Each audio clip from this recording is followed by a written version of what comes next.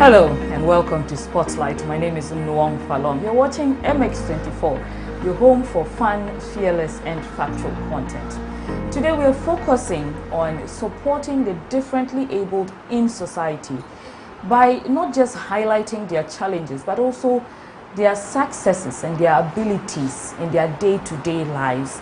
They say when life gives you lemons, make lemonade. The woman we are speaking to today is a below-the-knee amputee who has not just taken the lemons life has given her and made lemonade. She has made a cocktail with it and managed to become a pace-setter in her own right in the fashion industry. She also runs a foundation. I am going to speak with Bri Wireduah, and we're going to profile her situation, her successes, her challenges, and her abilities.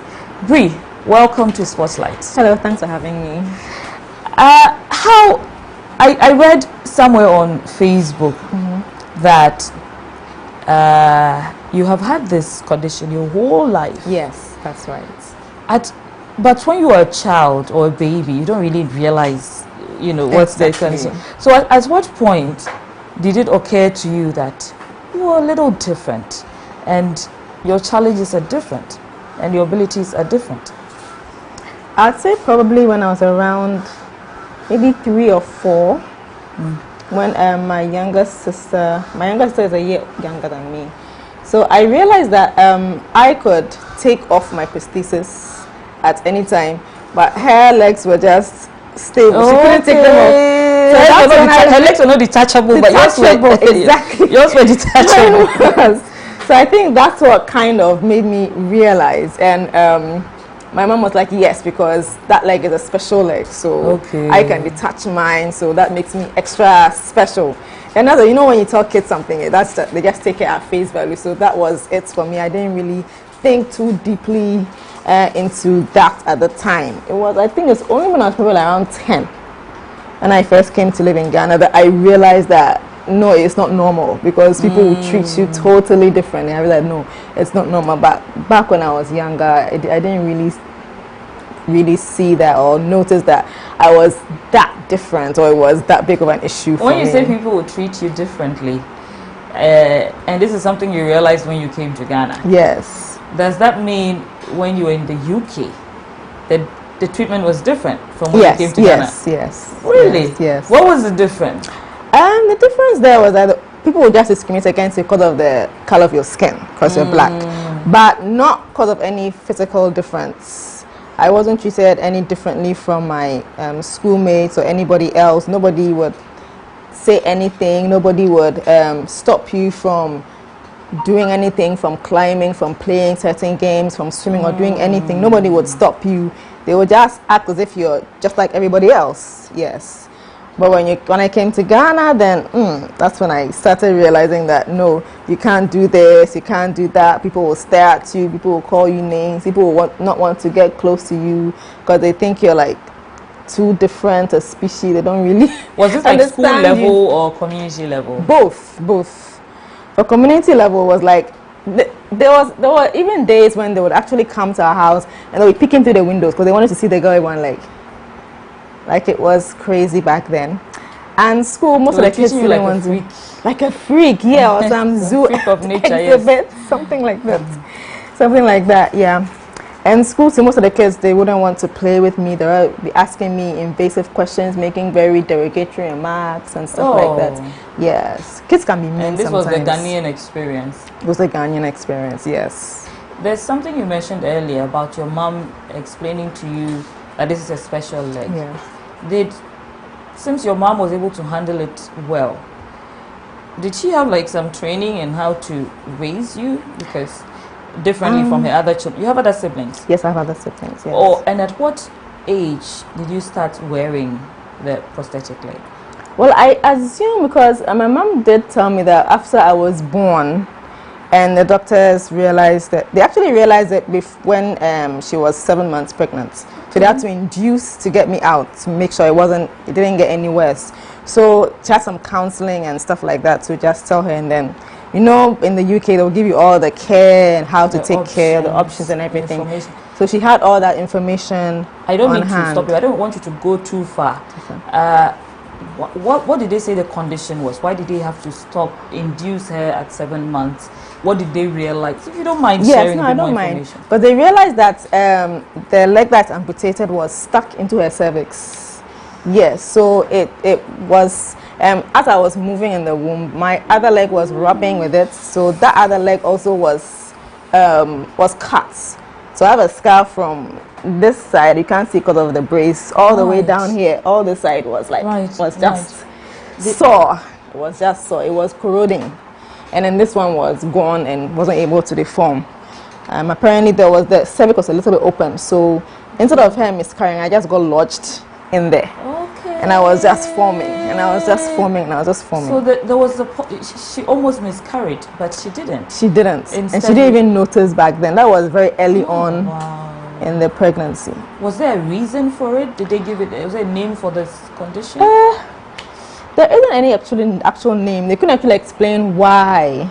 Yeah. But she said she did have a fall. She did fall, but she didn't actually think to check. Okay. Back then, yes. Okay, she fell during the pregnancy. She fell. I think she had a wardrobe fell on her.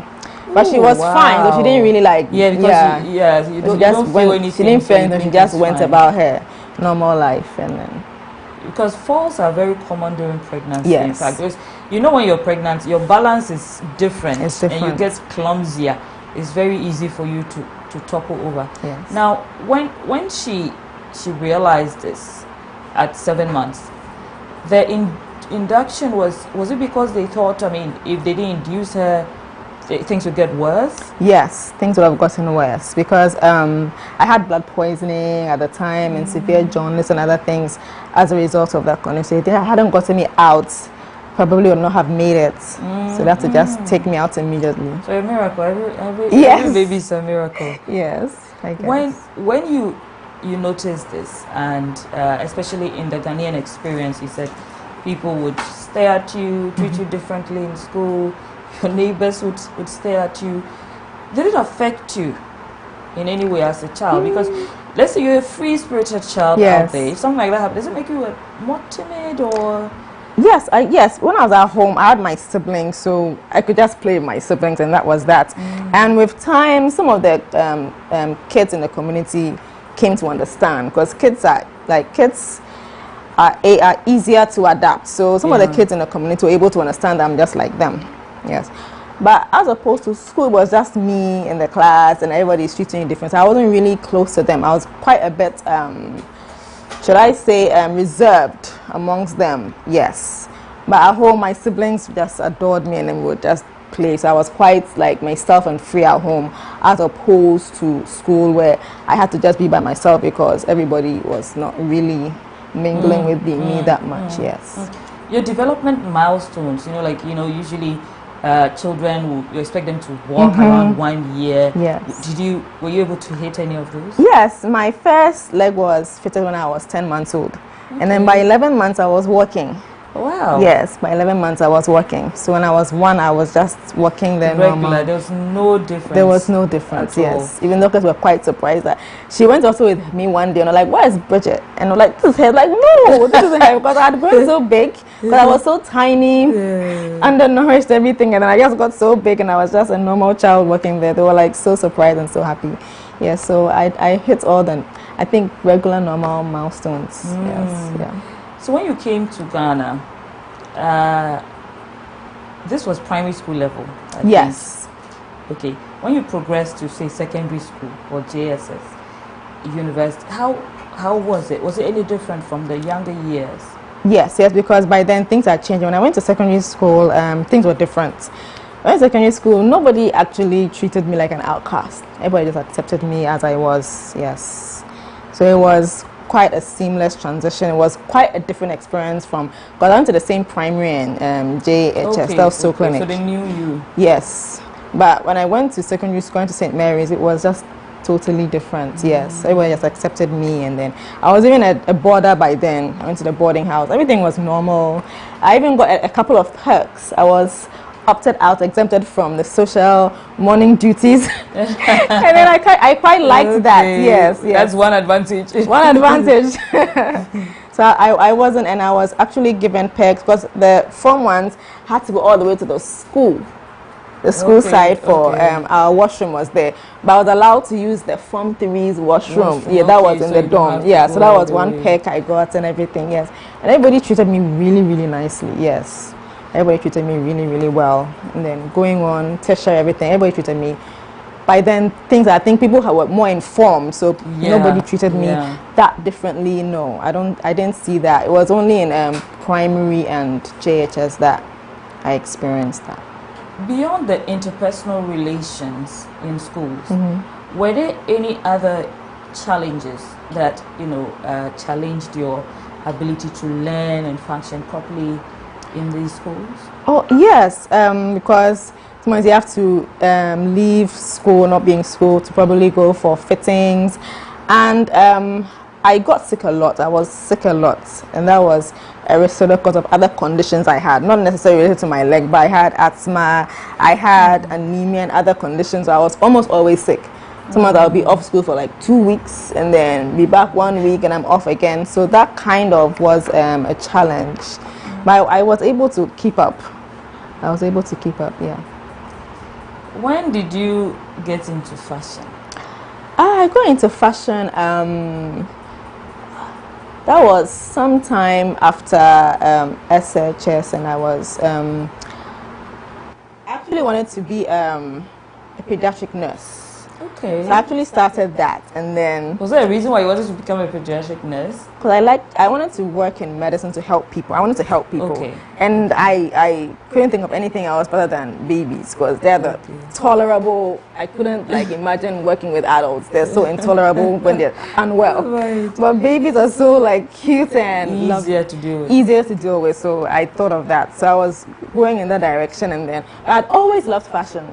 I would always be sketching, I would always be drawing, trying to design my own clothes and stuff like that. Yeah, so I always did have this deep desire to actually work in fashion. But back then, people didn't really see fashion as something that you could actually make a career out of. So, yeah, and so everybody was like, oh, do something. I actually remember when I was in JHS, I decided, okay, I want to do fashion. So I wanted to do visual art. So I told my headmaster back then that I wanted to do visual arts. He got furious that why I don't want to change from science to visual arts, that he's not changing it. He shouted at me. So they didn't change it? They didn't change it. They didn't change it for me. So you missed that chance. So I just did the science and everything, and afterwards I was pursuing the nursing angle. And then it was my mom. Yeah, my mom and my dad was like, they see that you're good at this fashion thing. Do you want to do fashion? I was like, yes, I do. And they're like, okay, then go to fashion school. And they just put me into fashion school. Were you a nurse by then? No. I was still, in the initial stages of school. So I just jumped right at it, and then the rest is history. So it was easy at home to transition? At home it was easy, because they're like, support of anything you want to do. But was it easy in the industry? Hey, the industry. Not as it is now. It was really, because a lot of people didn't understand what fashion design was back then. All they knew was tailor, seamstress, and it was difficult to get into, because there were only certain names there at the time.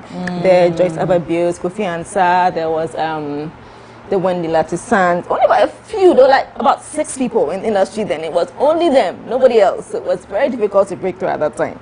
Did you have to understudy any of them? Yeah, I did. Kofi Ansah, he was my mentor at the time, but he died, so he died quite early. So. And then after him, were you like a, usually before people become like a main designer or seamstress, you have to be like an apprentice. Yes. Did you have that period?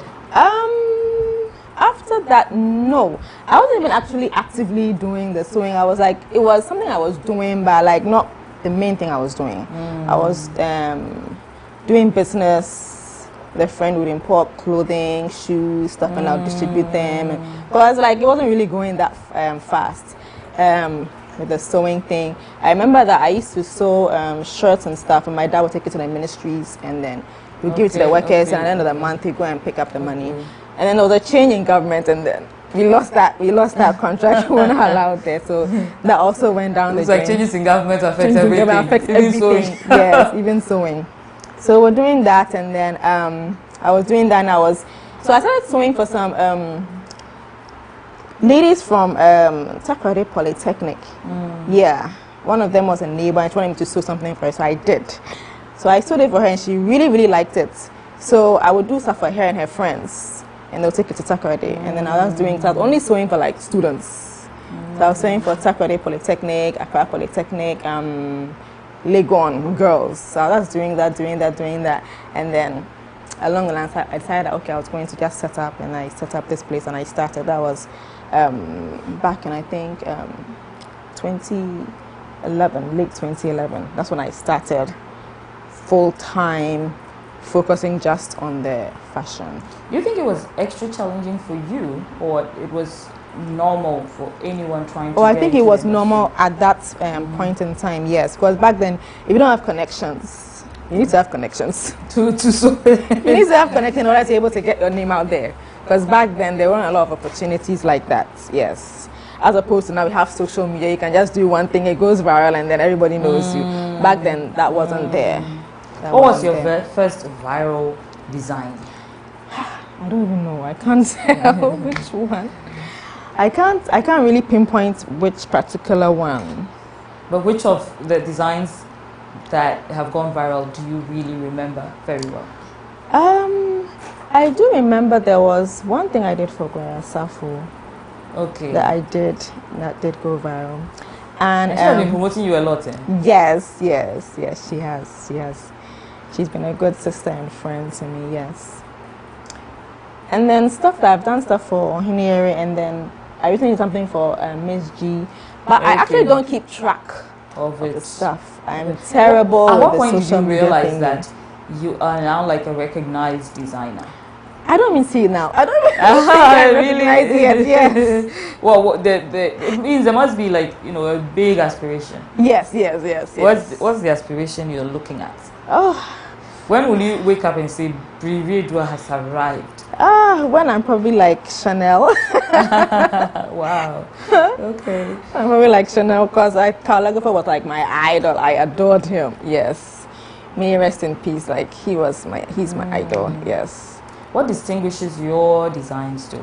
What distinguishes you as a designer and a seamstress from everyone else? Everyone else. Is there something you try, like a touch you try to put to your designs that make them unique? That makes them unique. I'd say the blend of the African and the Western, that's not exactly like how everybody does it. I'm able to give it this different feel. When I blend the African and the Western, I'm able to give it this distinct feel that is different from the way everybody else goes about African to Western thing. So I'll say that when I first started and was coming out using mud cloth and batiks, and people were not really using that back then, yes. It was just the Ankara print that people were using, but I was using a lot of batiks and tie-dyes and mud cloth a lot of mud cloth back then. And did it become different for you in any way, especially with your designs, that people were not doing mud cloths and things, but was it accepted, or you had to change direction to get acceptance? I wouldn't have to actually change direction. I just had to probably expand. Expand your designs. Expand my designs, because people also wanted more mainstream ideas too. So I had to do some more mainstream stuff for certain people. Yeah. How much were you able to do in a week? There's a saying. There was a day I posted on my status on Facebook. I said, carpenters and seamstresses who are the worst. Yes. Because people have a reputation, especially artisans, seamstresses of. Yes. They'll tell you, come for your dress today, you come today, they've not even cut the fabric yet. All, yes. How many do you do in a week? Do you try to be reliable where your clients are concerned? I do try to be reliable. It depends on what we're dealing with. Sometimes we can do like 50. Depends on what we're doing. Sometimes we will do less. If we're working on gowns that week, it's going to probably less than if you are doing more casual wear. So it depends on what we are working on that particular weekend. We do try to be very reliable. If you can't meet a deadline, we'll tell you. And if we've given you a deadline and something happens and we can't, I'll let you know ahead of time to reschedule so that you won't think you're getting it today and then you don't get it. I always try and make sure that I communicate with the client so that at least we can meet their timelines. Let me take you back to your childhood. I remember there was a post about you learning to ride a bike. Oh, yeah. Who taught you to ride a bike? My dad. Okay. Yes. Okay. Your parents seem like they've been very supportive. Yes. Is there something they were doing that other parents can learn, especially to apply to differently able children? Yes, because one thing, they never treated me like I deserved more because of my situation. No, you had to put in the work like everyone else. They didn't discriminate in any way? No, you're not getting special treatment. If I did something wrong, I got yelled at, I got spanked just like everybody else. I had to put in my own share of the work. And I was not allowed to, self-pity wasn't an option at all. You don't pity yourself at all. If something doesn't go your way, you pick yourself up, you dust yourself off, and you move on. So they didn't allow. I didn't have that. I never had the mentality that I needed people to spoon feed me or anything like that. I had to always put in the work myself and stand up for myself in order to be able to do anything or get anywhere. Was there something you ever wanted to do which they wouldn't allow you to do because of your situation? No, because I remember I was climbing trees. Climbing bars in the park. Even I wasn't climbing trees. When I was a child, climbing trees. The only thing I will tell you is that just don't get hurt. Oh, yeah. When you get hurt, don't come and cry to me. That's all they'll tell you. But they wouldn't actually stop me from doing anything. I was climbing trees, scaling walls. I was quite doing high jump. I was very active as a kid. I even wanted to do gymnastics, and they were saying, you can do it. I wanted to do karate, like, fine, you sign you up for whatever I say I wanted to do, they were like, fine, you can do it. They never said, no, you can't do this, or no. What about school and other social spaces? Has anyone ever tried to stop you from being involved in activities? Oh, yes. When I was in Soknik, I wasn't allowed to go for PE, ever. Wow. Yes, I would. Was it something you wanted? I would take my PE kits, I would dress up, I would go to the field, they'll sack me back, and I'll sit by the pitch and I'll watch them we'll close. The next week I'll come back again, I'll get sacked again, but I'll still come back again. Because I wanted to. Weren't there any other exercises they could allow you to involve yourself in? They didn't even think, it wasn't an option. It was like, no, don't come and hurt yourself in it. Because maybe they don't want you to, maybe they don't want you to play football, or maybe they don't want you to run, but there can be other the easier exercises that you can involve yourself. No, nothing. They wouldn't let me do anything at all. Nothing. It was only when we got an instructor from the US, and he said only for a couple of months, and he was white. He let me join. When he was there, I was able to join. When he left, I was kicked out again. Which of the activities did you really want to join? I wanted to do everything because they were playing volleyball, tennis, badminton. They were nothing. Not even warm up. They won't let me even do warm up exercises. Nothing. But the trainer from the US allowed you to join. Yes, even basketball, he allowed me to play. It seems to me that you had more acceptance, better treatment from first of all from the UK. Yes. And now also the Ghanaians are not allowing you to play. Then someone comes from the US and allows you to join the play. Yes. What is different? I mean, it's the same. It's supposed to be the same approach. Yeah, I think people don't really know. They think that once you have a condition, you're unable. So I think it's more about people not really knowing and lack of education. People don't really know that people who are differently abled can do things just like everyone. They can adapt and do things just like everybody else. I think it's lack of education. You think maybe the Ghanaian, for example, the Ghanaian PE teacher was just trying to avoid giving herself any issues? Probably. Maybe she was afraid or something. Maybe afraid that you would get hurt. And then it will be on their head, yes. But in that situation, what do you do? Because if the person is worried, should they just allow you to discover your own potential? Because when they don't allow you to, then preventing you from, Exactly. you know, activities that will even benefit your health. Exactly.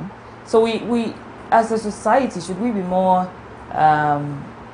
encouraging of people, differently able people, Yes. in sports especially? Yes. Because when it comes to amputees in itself, we're actually supposed to be more active.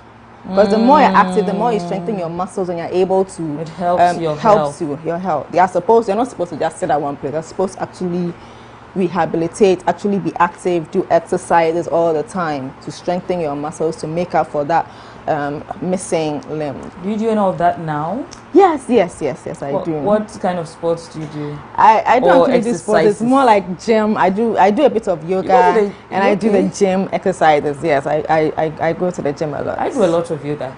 Gym exercises. Isn't that too strenuous? Actually, no. Because I see you're in good shape, eh? Yeah. What specific exercises do you do, and what are your goals? Why are you doing this to achieve what exactly?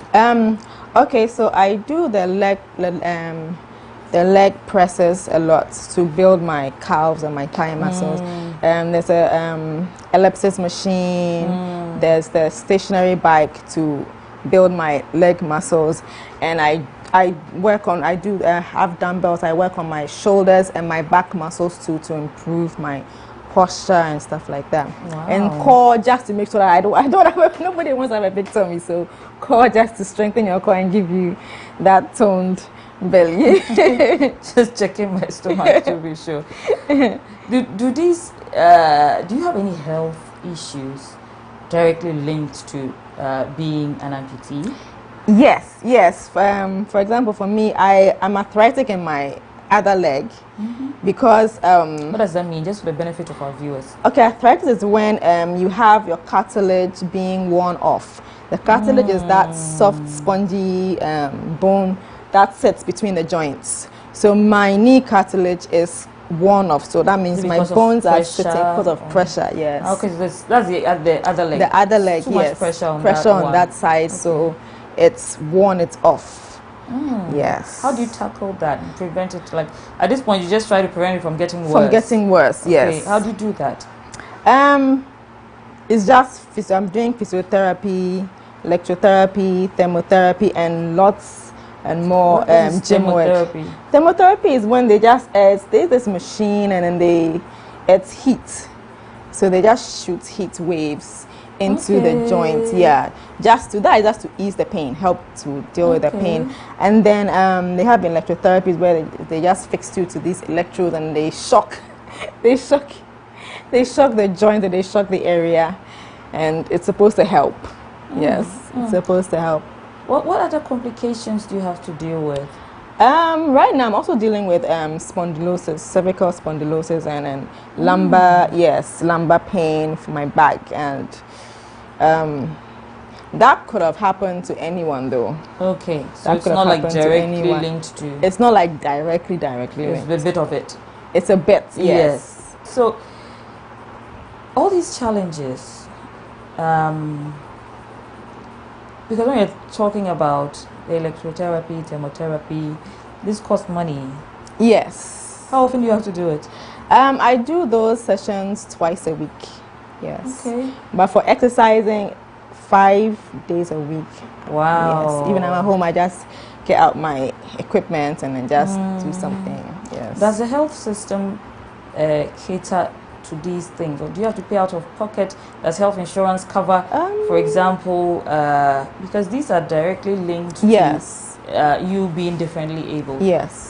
Does the system cater for them, or do you constantly have it does cater to some amount. It goes, yes, it does cater to some physiotherapy, but not everything. And I'm glad you asked that question, because when it comes to amputees, there are a lot of amputees who can't afford proper treatment because they can't afford it, because the government doesn't support it. It's not, there's no insurance to back that up. Yes. What do you do in such a situation? You have to pay everything out of your pocket. So if you don't have any money, you can't get a prosthesis. You have to just deal with it. Yes, I've met so many people who are using prostheses that are old, that are broken, are worn, because they can't afford to get a new one. They are using it like that, and it's going to cause greater problems later on. Yes, yes. And there are some who can't afford at all. So they are just relegated to probably wheelchairs and crutches, and they can't move on because they can't even afford to get a prosthesis. The prosthesis, it's, for example, what you have now, was it paid for by government? No, I've never had any prosthesis paid for by government. When I was in the UK, that was totally taken by the government. Insurance, yes, was insurance. I wasn't paying for anything. Even when I came to Ghana, they were still paying for it. They were still paying for it till I turned 18. So till you turn 18, the government takes care of your bills, yes. But after that, it's coming from your pockets. Have you met any other people who are also differently abled? Do they have similar challenges? What? Yes. I've met several others with different, and some have even more challenges than I do. Because, for example, someone who's in a wheelchair, you know, in this country we don't have this place with accessibility for people with wheelchairs. So to even get into certain places, they can't go because they can't take their wheelchair in there. Yes. I've met people who have who had polio and they have to use crutches, and to even get into a place because there's no proper staircase, they can't get in there. The staircases are either too steep for them to climb, there's no elevator, there's like everything is difficult to get into. So yes, accessibility is a problem to people. We're doing a poor job at accessibility in our public spaces. In our public spaces, yes. If you had to change anything in society, let's say first people's behavior, also with accessibility and systems, what would you improve on or change to make life easier for amputees, for example? I'd say that the government needs to come in and help with at least cost, because because you mean the health cost, the health hospital cost, because there's a lot of money that goes in there. A lot of people can't afford it, so a lot of people are facing challenges, health challenges, because they can't afford the basic healthcare. So I think government should be able to like include them in healthcare, health insurance and stuff like that. You have also been working on a foundation, yes, that helps others. Well, what's the foundation about? Which people have you spoken to, tried to help? Well, when we started, it was mainly for children. So it was just like orphans. Continuing your pediatric dream. Exactly. So we was focusing on children. So we'll go to orphanages, and then there's one shelter, domestic violence shelter, that every once in a while we'll just drop by, maybe drop something little, but we're focusing mainly on the orphans and the needy children. So it's just this year that we decided we want to also add people with different abilities, like amputees and other people like that, so we can also not only create awareness, also find some way of also helping them, because I realize that they also need help. There are a lot of them out there who really, really need help. How do you finance it? Either we do it's myself and my sister. We do the little we can by ourselves, and then, you know, in Ghana, you have to just go around and ask people. You have to go and asking people, and most people, you Roman, they won't give you anything. Yeah, so that's basically what we've been doing so far. What have you learned about yourself, since it's been quite a journey? It has. Do you think this has strengthened your resolve and your character? Yes. It has? How has it done that? Because it's taught me that if I don't do it myself, no one's going to do it for me. Yeah, it's taught me to pick up myself and just move on, even when things get difficult. Things don't bother me as much as they might have. Like I have a thicker skin.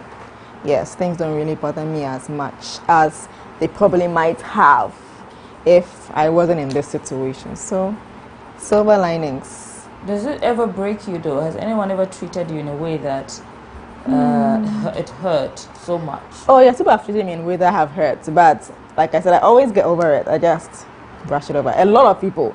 So like I can't really pinpoint one particular person, because there's a lot. There's so many. I know it's not like the most ideal situation, but what has been the best part for you throughout the experience? I would say the best part is being an inspiration to others. Because I meet other amputees, I'm like, oh, if she can walk as well as she does, and I also want to be able to work on it and be able to do that. So I feel like, yes, at least I'm doing something right.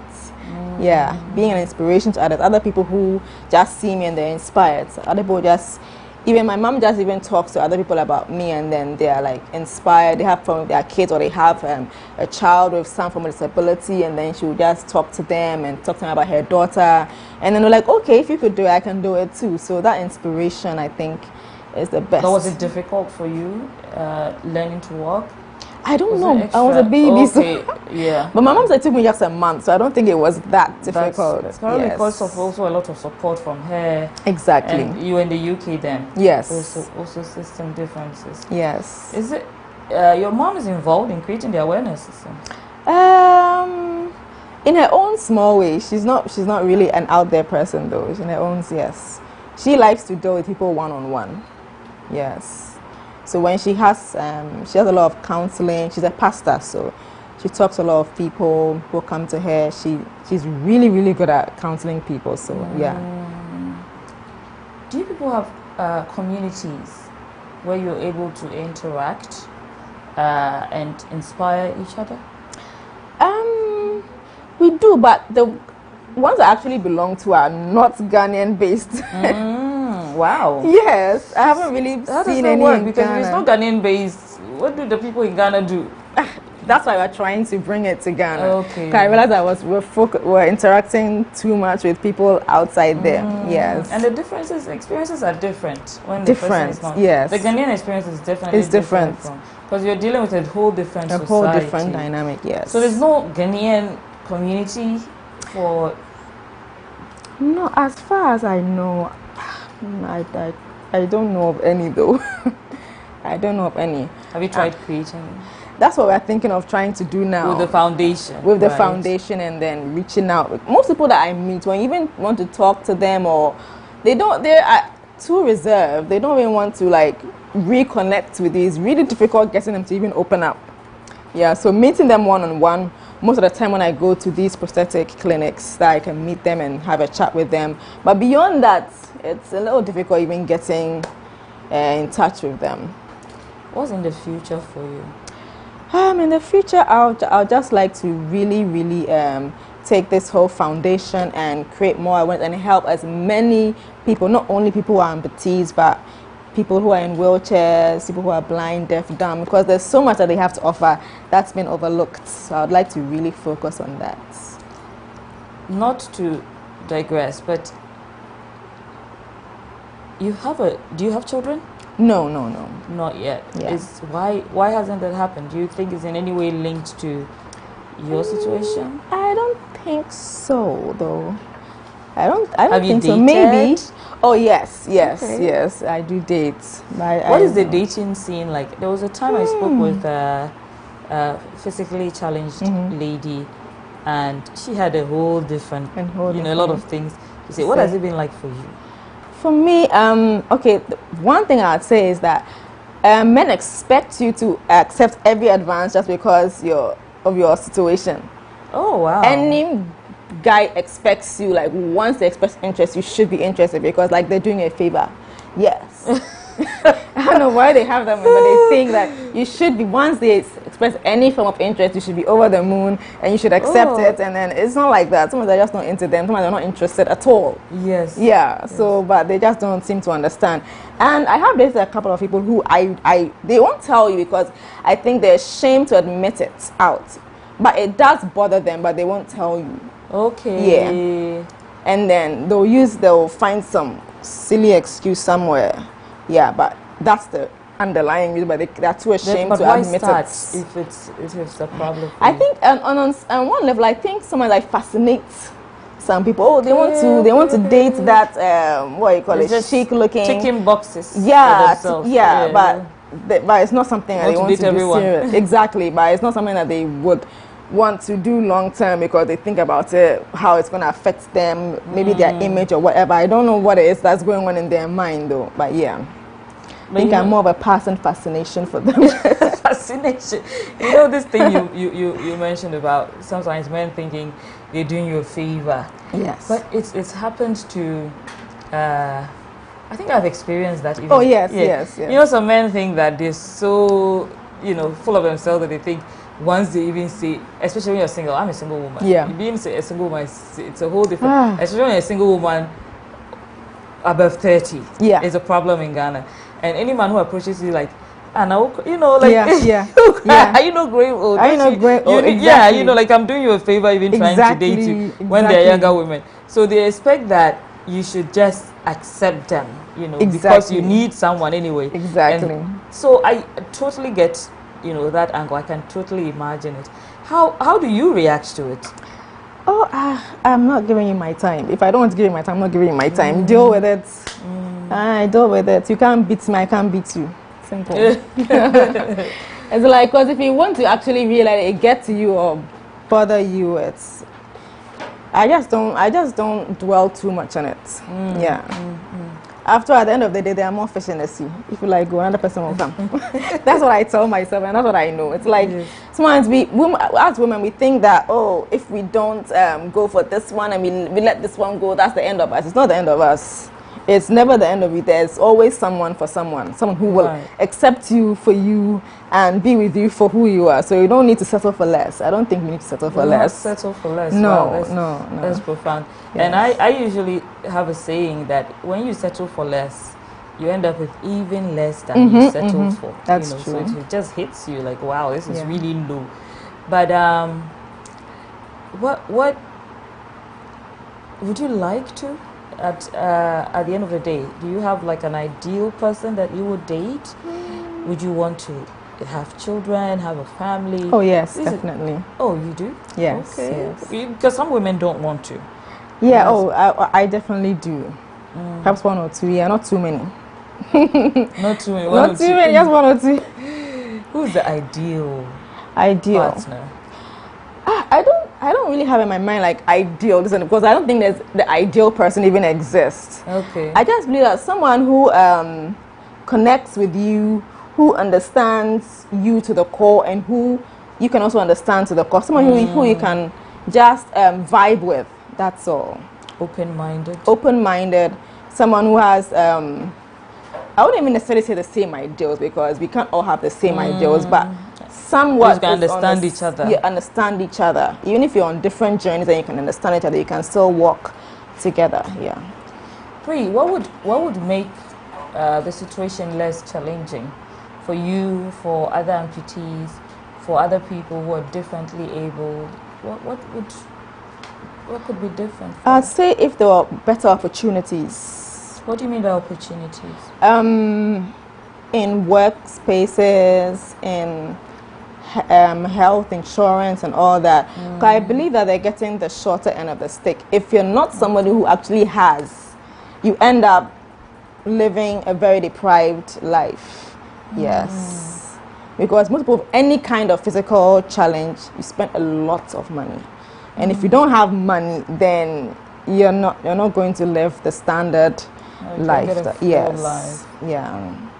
Wow, thank you so much, Bri. That's all we want to discuss today. And to you at home, thank you for staying with us through almost 1 hour of your time. If you've been listening to Bri clearly, we could do a lot to change our attitudes towards people who are differently abled, the way we relate to them.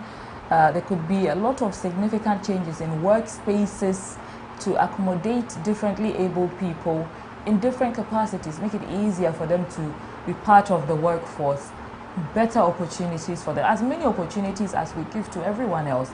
And also with health care specifically, including health care, a vast variety for differently abled persons in healthcare in a way that caters to their little needs, which all become very expensive for them at the end of the day, because they so far have to cater to most of it out of pocket, and it reduces the quality of life for those who cannot afford it. But beyond all of that also, we see that there's so many possibilities and so many abilities. I mean, look at Bri, she's here, she's a fashion designer, She's well recognized in her industry.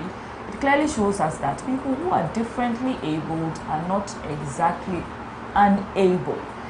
My name is Nwong Falong. Thank you for joining us on Spotlight. Enjoy your evening.